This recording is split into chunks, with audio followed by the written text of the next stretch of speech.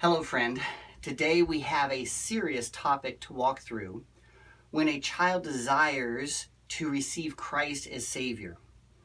When they've heard the gospel, when you have spoken of Christ's sacrificial death, dying on the cross, rising from the grave, and how Jesus offers the gift of salvation, the gift of grace. Sometimes these concepts, these terms can be confusing to a child.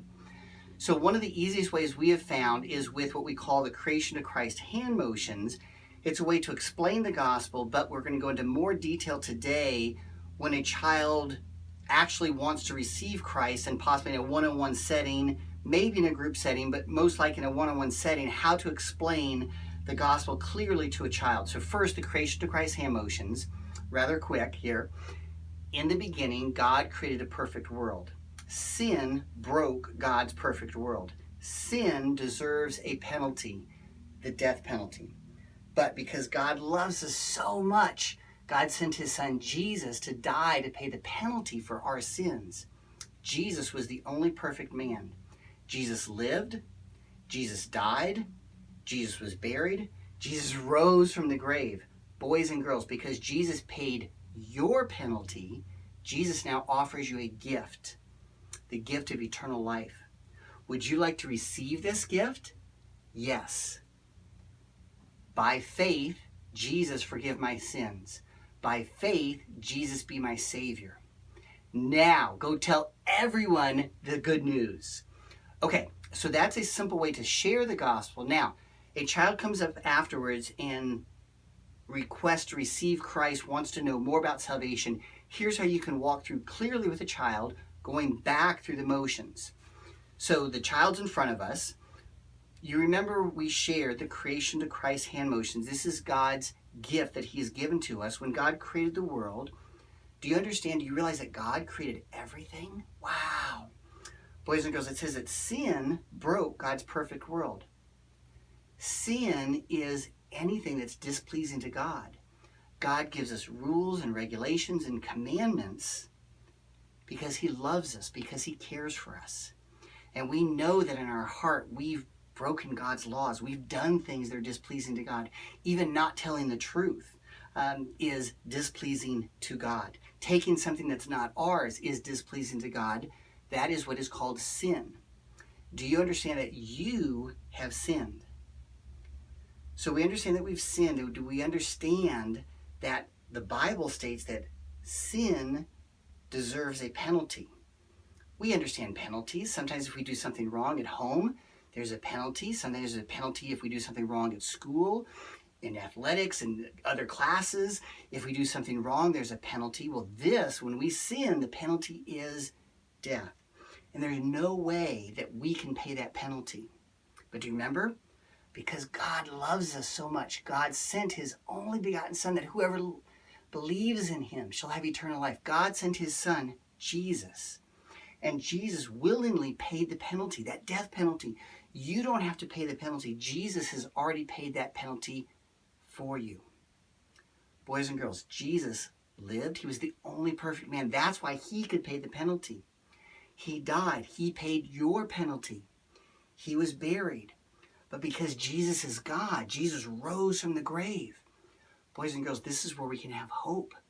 That even though this physical body will die, sometimes we may have seen a grandparent, maybe even a parent, a friend. We've seen people that have died. The physical body dies, but our soul continues on. Our spirit continues on. And God says that if we receive Christ as our Savior, that we have eternal life, that we'll live with God forever in eternity as one of God's holy children, and that Jesus will look to us as brother, or he'll look to us as sister. Jesus offers this gift. Now, a gift is something that somebody gives to you. You don't have to pay money for the gift. You don't have to try to do work or to earn that gift. It's a gift. So Jesus offers you that gift, and the response is, would you like to receive this gift? Well, yes. What you want to tell Jesus, God already knows your heart. That's the encouraging part, boys and girls. Jesus already knows our heart. So when we say we want Jesus as Savior, we're saying words, but Jesus knows our heart. We're asking Jesus for forgiveness for our sins. Jesus, I ask for forgiveness for my sins. I know I can't save myself. Jesus, thank you for dying for me, for paying the penalty for my sins. Jesus, thank you that you rose from the grave. Jesus, be my Savior so that I will also rise after this physical body is gone. Jesus, be my Savior. Amen. Boys and girls, if you have prayed that prayer, if that's the desire of your heart, and we would recommend reading through some scripture verses on salvation, grace and grace alone, you are now a member of God's family. We have another teaching that walks through assurance of salvation. What happens when we sin after we come to faith in Christ? That's another video. But this is a simple way to walk through salvation in a way that a child can understand simply the gospel of grace. Friend, as you share the gospel, realize this is one of the most important things you will do in all of your entire life. Pray that God will speak through you. Remember Galatians 2:20, you've been crucified with Christ. Christ is living through you. Ask Christ to speak through you. God's holy word accomplishes his purpose. So use scripture verses to back up for all of sin and fall short of the glory of God from the book of Romans. Walk through John 3:16. Walk through scripture verses to help that child understand, and God's holy word will convict their heart.